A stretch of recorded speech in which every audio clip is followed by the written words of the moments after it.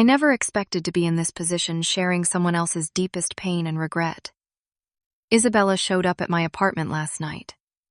Mascara streaked down her face, eyes swollen from hours of crying. She collapsed into my couch, her voice breaking as she said those words I never thought I would hear from her. She had cheated on James, her husband of 8 years, and now he could not bear her touch. The raw desperation in her eyes as she asked for my help haunts me.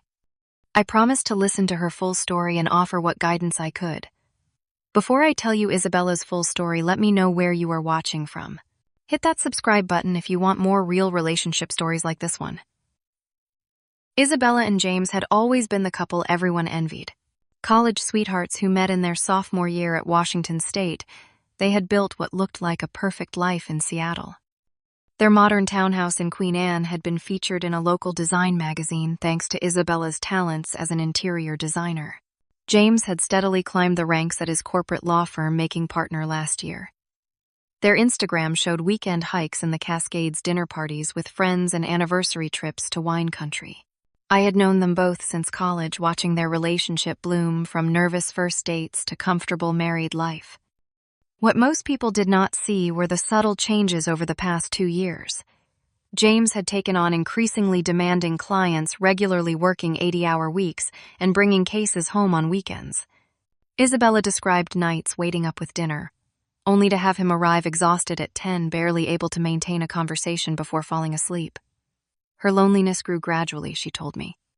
At first, she filled her time with projects and friends, understanding his dedication to building his career. But the emotional distance widened. Their conversations became transactional. Date nights were postponed, then forgotten. Physical intimacy became rare, then practically non-existent. That was when Mark entered the picture. A new project manager at the design firm where Isabella worked. He immediately stood out with his attentive listening and genuine interest in her ideas. Their first interactions were strictly professional, collaborating on a luxury apartment complex downtown. He complimented her vision and advocated for her concepts with clients. I watched Isabella's face change as she described how innocent coffee meetings to discuss projects became lunch breaks, where they talked about books, travel, and eventually personal struggles. She found herself looking forward to seeing him dressing more carefully on days they had meetings. She insisted nothing inappropriate happened for months, just conversations. Just feeling seen again. She justified the growing connection as a harmless friendship. Everyone needs confidants outside their marriage, she told herself. She never mentioned her deepening discontent with James, believing that acknowledging it would somehow make it more real. Instead, she tried scheduling date nights that James inevitably canceled. She suggested weekend getaways that were postponed indefinitely. The business trip to Portland was where everything changed. Both Isabella and Mark were representing their firm at a regional design conference. 3 days of workshops, networking events, and team dinners. The first 2 days maintained professional boundaries, though Isabella admitted feeling a charge whenever they exchanged glances across crowded rooms. On the final night, the team celebrated landing a major new client with drinks at the hotel bar.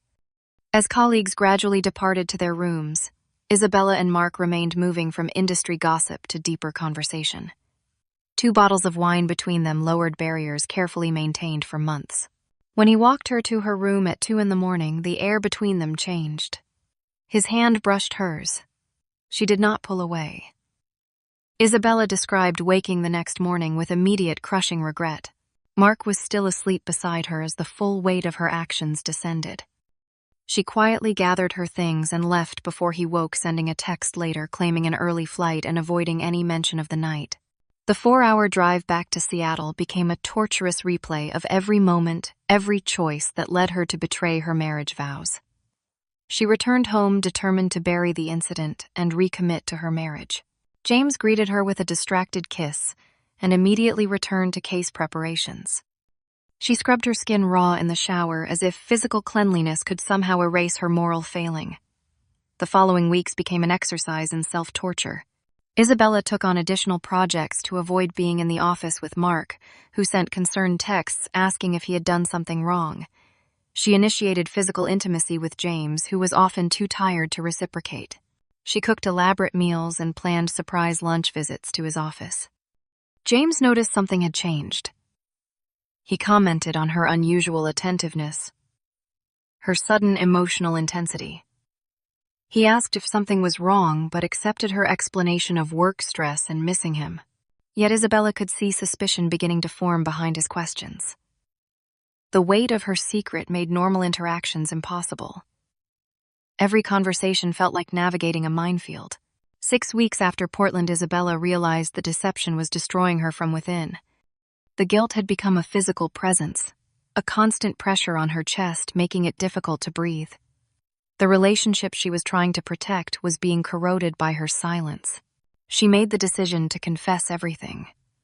Isabella described preparing for the confession with the same meticulous attention she gave her design presentations. She chose a Thursday evening when James had no early meetings the next day. She prepared his favorite meal, salmon with roasted vegetables, and the expensive Pinot Noir they had discovered on their honeymoon. She wore the blue dress he had always loved. She rehearsed her words, carefully determined to take full responsibility without excuses. As James walked through the door that evening, his tired smile faltered at the sight of the formal table setting and Isabella's unusual nervousness. The elaborate dinner and her fidgeting with her wedding ring immediately signaled something significant. Before they finished the main course, he set down his fork and asked directly what was happening. Isabella described the terrible silence after her confession. How James sat perfectly still, his expression transitioning from confusion to disbelief, to a profound, hollowing pain. The color drained from his face so dramatically that for a moment she worried about his physical health. He did not rage or scream as she had half expected. Instead, he asked in a voice barely above a whisper, "How could you?" When she reached across the table to touch his hand, he recoiled as if burned. Without another word, he stood, grabbed his keys and wallet, and walked out the door. The deadbolt clicking shut behind him sounded to Isabella like the period at the end of an 8-year sentence. 3 days passed without word from James. Isabella learned from his brother that he was staying there but refused to take her calls. She sent desperate text messages that showed as read but received no response. She alternated between frantic worry and dark despair, unable to eat or sleep. She called in sick to work, ignoring both professional responsibilities and Mark's increasingly concerned messages. On the 4th day, James returned home. Isabella gasped when she saw him, shocked by his transformation. His normally immaculate appearance had deteriorated. Stubble darkened his jaw. Deep shadows underlined his bloodshot eyes. He looked as though he had aged years and days. He spoke with calm precision that Isabella found more frightening than any anger. He wanted to try to save their marriage, he said. He had made vows he intended to honor. But he needed boundaries and time. He would move into the guest room. He would attend counseling with her. He would attempt to rebuild what she had broken. But he could make no promises about the outcome. The physical wall between them was the hardest part for Isabella. James maintained a careful minimum distance at all times. The first time she instinctively reached to straighten his tie before a court appearance, his entire body went rigid. He stepped back immediately, his expression a complex mixture of revulsion and grief. That night, Isabella cried herself to sleep, finally understanding the depth of the damage she had caused. They began weekly sessions with a marriage counselor, an older woman with 40 years of experience helping couples navigate infidelity. James participated, fully answering questions thoughtfully and completing all recommended exercises. But the emotional breakthrough the therapist kept working toward remained elusive. Isabella described it as talking to a version of James that looked and sounded like her husband but remained fundamentally disconnected from her. 2 months into this painful new reality, they attended a dinner party hosted by mutual friends. Isabella had been anxious about their first social outing, but James assured her he could maintain appearances. Throughout the evening, he performed the role of attentive husband flawlessly from a distance, refilling her wine glass and acknowledging her contributions to conversations. But when she instinctively touched his arm during a story, he shifted away so abruptly that conversation at the table momentarily halted. The pitying glances from friends were almost unbearable. On the silent drive home, Isabella realized their private struggle had become visible to their social circle.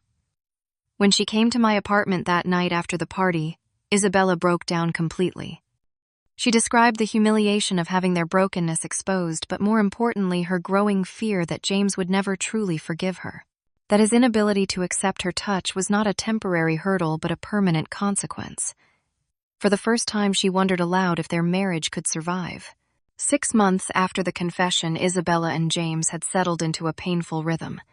They maintained separate bedrooms and careful schedules that minimized their time alone together. They attended weekly counseling sessions that seemed to reach the same impasse repeatedly. They presented a united front at necessary social functions but arrived and departed in separate vehicles. Isabella described watching herself becoming a shadow. Her usual creativity at work had dimmed. She lost weight that she could not afford to lose. Friends commented on her subdued demeanor with concern. She withdrew from social invitations, finding the energy required to pretend normalcy too depleting. More troubling was the slow transformation of her remorse into resentment. While she never wavered in accepting responsibility for her betrayal, the indefinite nature of James's emotional withdrawal began to feel like calculated punishment rather than healing. She found herself counting days, then weeks, then months, measuring time against some imagined appropriate period for penance. The breaking point came during a rare evening when both were home for dinner. Isabella had made a casual reference to summer vacation plans automatically, including James, in the hypothetical future. His non-committal response triggered something in her, and 6 months of suppressed frustration erupted. She demanded to know how long he intended to keep her in relationship purgatory. If he could not forgive her, perhaps they should acknowledge the marriage was over, rather than prolonging their mutual suffering. The words poured out unfiltered, her voice rising with each accusation of emotional cruelty and withheld forgiveness. James listened silently until she exhausted herself. Then, with frightening calmness, he spoke the words that shattered her remaining hope. "I do not know if I will ever be able to forget what happened every time I look at you." The following week, Isabella discovered an email from James's personal account to a divorce attorney while using their shared computer. The consultation was scheduled for the following month. The carefully constructed reality she had been maintaining collapsed entirely. She called me at 2 a.m, her breathing so erratic I could barely understand her words. I drove immediately to their home, finding her curled on the kitchen floor in the dark, her body racked with silent sobs. As I helped her to the couch and made tea she would not drink, Isabella admitted she had reached her limit. The uncertain limbo had become more painful than a clean break would be. She had begun researching apartments, planning a separation on her terms, rather than waiting for James to initiate proceedings. We did not hear James return home. He stood in the living room doorway, still in his suit from a late client dinner, watching his wife confide her plans to leave. His face revealed a complex emotion I could not immediately identify. Not anger, not relief, something closer to panic. The conversation that followed was unlike anything I had witnessed in their months of careful therapist-mediated discussions. Raw, unfiltered truth poured from both of them. Isabella's frustration at his inability to work toward forgiveness. James's profound sense of inadequacy knowing his wife had turned to another man. The exhaustion of maintaining appearances. The isolation of grieving separately while living together. Then James said something that changed everything. "Every time you try to touch me, I see you with him. The image appears instantly. I cannot control it." The devastation in his voice revealed that his physical recoiling had never been punishment, as Isabella had begun to believe. It was an involuntary trauma response he had been fighting and failing to overcome for months. Isabella's expression transformed as understanding dawned. The rejection that had felt so personal, so deliberately cruel, was instead evidence of how deeply James had been wounded. His withdrawal was not calculated to hurt her, but a desperate attempt to protect himself from unbearable mental images and the physical anxiety they triggered. For the first time, Isabella truly saw the affair from James's perspective. Not as a single, regrettable mistake to be forgiven and moved past, but as an ongoing trauma he relived every time intimacy was initiated. The realization humbled her completely. That night marked a turning point in their journey. Isabella made the decision to give James the space he truly needed, while demonstrating her commitment to healing their relationship on his timeline, not hers. She moved temporarily into my guest room, explaining this was not a separation, but a breathing space for both of them to process independently. During the weeks apart, Isabella immersed herself in understanding the psychology of betrayal trauma. She read books, joined support forums for people who had damaged their relationships, and doubled her individual therapy sessions. Her focus shifted from her own pain and needs to genuinely comprehending the depth of injury she had caused. She wrote James a lengthy letter not asking for forgiveness or reunion, but taking complete responsibility without qualifications. She acknowledged understanding that trust is not rebuilt through words or promises, but through consistent actions over time. She expressed willingness to wait as long as necessary for him to determine if healing was possible with no pressure or timeline. The physical distance gave Isabella space for profound self-examination as well. With her therapist, she explored the root causes of her infidelity rather than just its consequences. She confronted painful truths about her childhood, with emotionally unavailable parents, and her pattern of seeking validation from others when feeling insecure. She recognized how she had transferred unmet emotional needs from her past onto James, rather than addressing them directly. 4 weeks after moving out, Isabella received a text from James asking to meet for coffee. They chose a neutral location, a quiet cafe halfway between their home and my apartment. Isabella described the nervousness she felt similar to their first date 12 years earlier. She had no expectations but found herself hoping simply for a civilized conversation. James arrived early, already seated with 2 coffees prepared exactly as they both preferred. The small gesture of remembering her order, 2 pumps of vanilla with almond milk, no foam, gave Isabella a fragile hope. He looked better than she had seen him in months. The shadows under his eyes lightened his posture less rigid. Their conversation began awkwardly but gradually found rhythm. James spoke first, explaining how the physical distance had paradoxically created emotional space for reflection. He had realized his inability to work through the betrayal stemmed partly from pride and partly from fear. Pride that he had been the perfect husband despite evidence to the contrary. Fear that if he truly forgave her, he would be vulnerable to future pain. Isabella listened without interrupting or defending herself. When he finished, she shared insights from her own work, acknowledging how she had contributed to their disconnection long before the affair by not communicating her needs clearly. She expressed understanding that rebuilding would require fundamental changes in how they related to each other, not simply a return to their previous dynamic. They agreed to a new approach, patience without pressure. James was not ready for Isabella to move home, but he suggested weekly dinners outside the house and continuing both individual and couples therapy. Isabella accepted these terms, gratefully recognizing that any path forward would be measured in small steps rather than dramatic gestures. The following months brought gradual, almost imperceptible shifts. They established a ritual of taking evening walks in Discovery Park, the neutral territory and parallel movement, making conversation flow more naturally than sitting face to face. They discussed difficult topics during therapy and lighter ones during their walks, slowly relearning each other as individuals rather than just partners. Isabella remained meticulously respectful of James's physical boundaries, never initiating contact. 2 months into their new arrangement, during a particularly emotional therapy session discussing childhood wounds, James reached across the space between them and took her hand. The gesture lasted only moments, but Isabella described it as more meaningful than their most intimate moments before the affair.